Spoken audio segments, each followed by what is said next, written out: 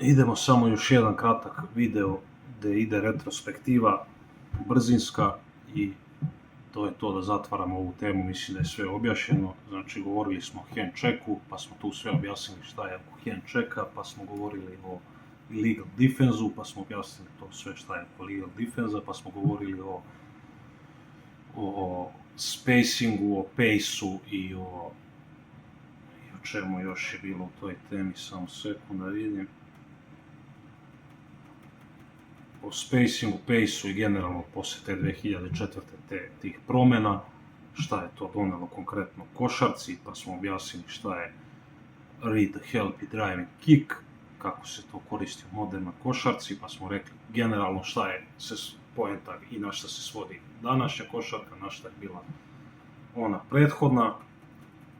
I kaže, ključna razlika era 90-ih je bilo pobedi svog čoveka, kontakt je dozvoljen, mnogo manje prostora i više izolacije, što ističe individualni 1 na 1 kvalitet i rješavanje iz toga, a danas je razbij sistem odbrane, mnogo više prostora, više rotacija, više čitanja igre i cela igra se svodi na reakcije, znači na čitanje toj igre i na te reakcije u odnosu na odbrane, pomeranje odbrane, pucanje i tako dalje. I danas je mnogo više oslonjen na sistem, a pre si mnogo bio više oslonjen na svoje individualne kvalitete.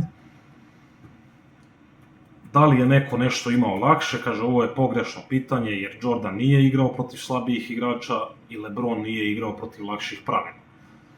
Igrali su jednostavno u različitim sistemima. To je cela poenta svega što smo pokušavali da objasnimo. I kaže, Jordan je bio savršen igrač svoje ere, LeBron je savršen igrač svoje ere. Oni nisu proizvodi istog sistema, oni su proizvodi pravila i košarke svog vremena koja ih je oblikovala. Znači, to je ta rečenica koja objašnjava sve i onda je samo na nama nekima, svima nama koji vodimo ovu debatu, šta se tvom oku više sviđa, šta više ceniš kod košarke, šta tebi izgleda bolje, teže prema tvom nekom mentalnom sklopu, tvom gledanju košarke i ostalo. I zato konačnog odgovora nema. Mi možemo da imamo konačne odgovore u nekim, da kaže, zajebancijama, nekim ovako kao što smo moji drugari i ja i Giuliano, gde mi banalizujemo.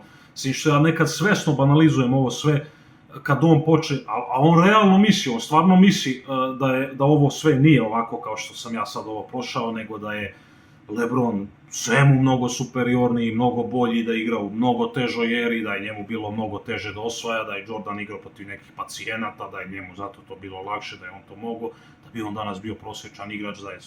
I on to stvarno veruje, ne priča on to kao kroz zajebanciju, on to stvarno tako vidi. A ja nekad banalizujem onda na drugu stranu, pa se mi prepucavamo ovo onako drugarski, to su te debate, to su te zajebancije, za to i služi, pa nekad se to i zaoštri, zahukta i ode u malo neku polu i svađu, ali realnost je ovo što smo sad videli. I kaže, finalna rečenica, onako zaključak jedan, kaže, the real comparison isn't who is better, it's who each player maximized the rules of his own era.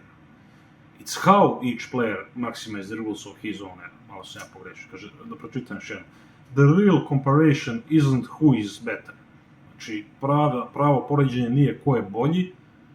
It's how each player maximized the rules of his own era. Nego je kako je svaki od ovih igrača maksimizovao, odnosno najbolje iskoristio pravila svoje ere.